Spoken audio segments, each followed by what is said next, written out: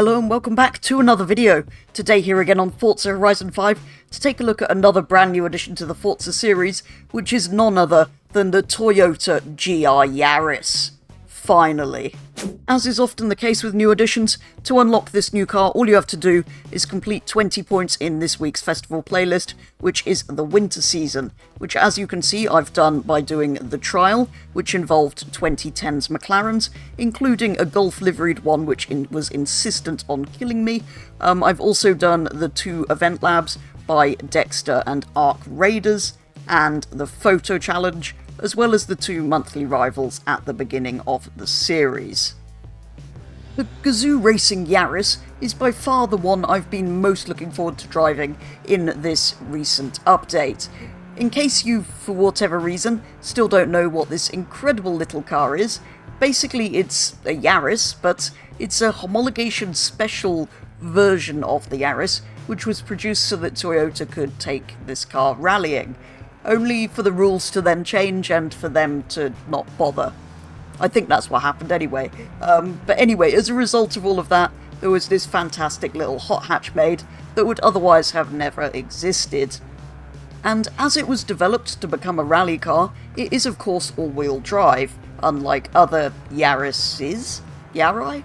Even with this all-wheel drive system though, because the car itself is so tiny, it still only weighs just over 1,300 kilos. This also means it grips pretty well, although I have to say it suffered from more understeer than I was expecting it to. Still though, it was amazing fun to drive. It is of course more powerful than any other Yaris 2, producing 257 horsepower and 360 Nm of torque from its 1.6 litre engine, which took it to an impressive 130 miles per hour in places on my custom track here. Overall then, it has a stock rating of B672 here in Forza Horizon 5. Overall, I also think it's a fantastic looking car, with its kind of widened arches to give it more track width, which would have been super helpful when it went rallying. One thing that really bothers me though, and it's a trend on a lot of cars, is the screen in the centre of the dash, particularly from outside, looks ridiculous. Like, what is that sticking up like that? And you've probably noticed when we were driving it from interior view, it does actually impact your visibility quite drastically. Just put it lower down in the dashboard. I suppose in theory it means you don't have to look down at the screen, but yeah. You may also have noticed that it has driving modes, track and sport. It's currently in track, which apparently means we have power 50-50 to the front and rear wheels. However, if we were to stop and put it into sport mode, it's then 70-30 to the rear wheels, so it should have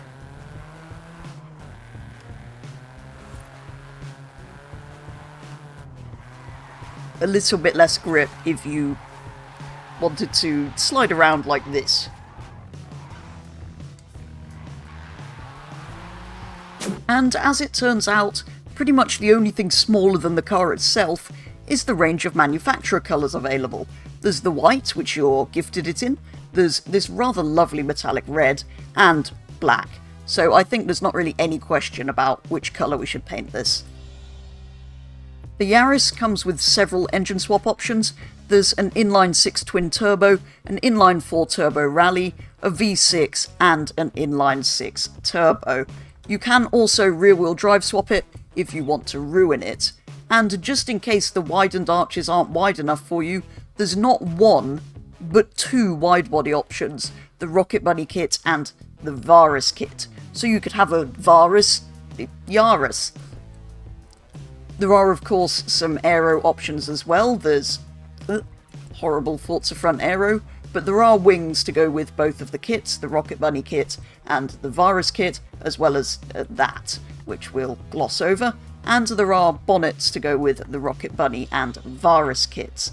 So I will quickly put up on screen what the full Rocket Bunny kit looks like with the bonnet and the wing, and what the full Yaris kit looks like with the bonnet and the wing. Apart from that though, it's all as you would expect. You've got all of your tyre compound options, your tyre width options, and of course your track width. which will make it sit slightly nicer, although it's probably not entirely necessary if you have a wide body to improve that as well. There are, of course, the usual clutch upgrades, transmission upgrades, driveline upgrades, and differential upgrades. Your usual platform handling, you can of course upgrade your brakes, you can put race, off-road, or drift suspension on it, and you can do your anti-roll bars, chassis reinforcement and roll cage, and weight reduction, which brings weight down from 1,310 to 1,125 kilos. Then of course you also have all of your engine upgrades. I then went and looked at what B and A class tunes were available for this little thing. There wasn't much for B class, but VNX Let's had made 3 A class tunes, one with no wide body and one with each of the kits applied. So I of course went for the most insane kit and went for the Rocket Bunny version, which brought power up to 431 horsepower and weight down to 1,136 kilos. With this applied, it was time to load into some Horizon Open, joining for the first race of an adventure at the Lanurus Sprint, where I found there were only 2 other racers. In the straights, both of them were millions of miles per hour faster than the Yaris, so it was clear I was going to have to make up my time in the corners, and I did eventually pass the Porsche through one of the corners, who very nearly overtook me again right on the finish line, but I just about held on to second place. Next up was the Copper Canyon Sprint, and given the Yaris struggled in a straight line compared to the others, another sprint wasn't ideal. The Porsche, however, died through the deathly corner of death, and I was left with a Mustang to chase down again. I got close enough to pass eventually, but couldn't quite find a way through, not wanting to completely send it up the inside, and that's why I eventually went to the outside into the hairpin. Hopefully I would get a better exit, but I was then brutally rammed into the wall, Verstappen style. He really doesn't like having cars on the outside like that. Anyway, I didn't get a puncture, like in previous possibly quite well-known incidents, so I could get a nice switchback and go on to win the race. Meaning a first victory as well for the little GR Yaris. Finally, we moved on to the Arch of Moulahay circuit, containing many more cars than the previous 2 races, and I got off to quite a good start, but then promptly went and missed a checkpoint, and that was kind of the end of that. I did catch up to another Yaris just before the end and did get past, but with a little bit too much bumping, finishing this race in 5th place, which wasn't a great result anyway. The Yaris then had only managed 1 victory, and that was only against 2 other cars, although in that 3rd race I had thrown it away, so we don't really know how it would have performed. It did feel quite good in A class though, so it's hard to say whether I'm going to keep the tune on it or not. I feel like I need to run it a bit longer and take part in a few more races to be sure either way. I think though that it would possibly perform better with a B class tune, which is more what I was expecting to find for it, to be honest. Probably B class without the wide body. Although at the time of recording there really wasn't anything available in B, so I may have to wait and try that at some point too. Either way, I still love this little car. And that is going to do it for today's video, taking a very first look at the brilliant GR Yaris here on Forza Horizon 5. Been looking forward to this one, and to be honest, it's long overdue in the game, being one of the most highly requested cars over on the Suggestions Hub. Stock, it's decent fun to drive. It understeers a bit more than I had hoped, but it has 2 driving modes, one of which is a bit more fun, and one is super grippy, although, like I say, it does understeer a little bit.